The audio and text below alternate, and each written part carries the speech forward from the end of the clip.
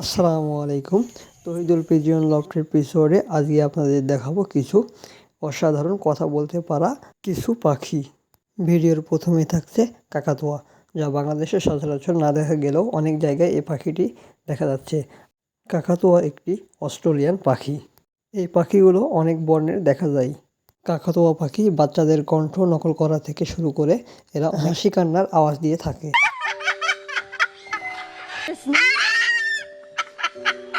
Number 2-এ আছে জনপ্রিয় ময়না পাখি। ময়না পাখি সচরাচর বর্তমানে না দেখা গেলেও একসময় এই পাখিটি অনেক দেখা যেত। জনপ্রিয় ময়না পাখির আছে বিশেষ কিছু ক্ষমতা। এরা মানুষের কণ্ঠ নকল করতে পারে। এরা বাচ্চাদের সাথে খেলাধুলা করে থাকে। বর্তমানে শখের বশে অনেকেই ময়না পাখি পালন করে থাকে।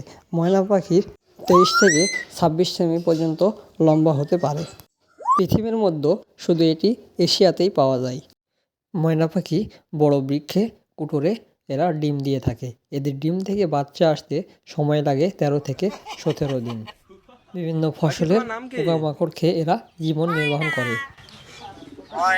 প্রথমা পাখিদের মধ্যে 3 নম্বরে আছে টিয়া পাখি। পৃথিবীর সকল দেশেই টিয়া পাখি দেখা যায়।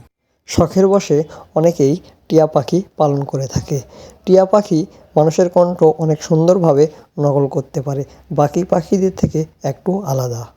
টিয়া পাখি অনেক বর্ণের দেখা যায়, বিশেষ করে লাল, নীল, হলুদ, সবুজ ইত্যাদি। পোষা পাখি প্রাণীদের মধ্যে টিয়া পাখি একটু অন্যতম। টিয়া পাখি বাজারে বর্তমানে কিনে পাওয়া যায়, কিন্তু বাংলাদেশে যে বন্য টিয়া পাখি এটি পালন করা বেআইনি।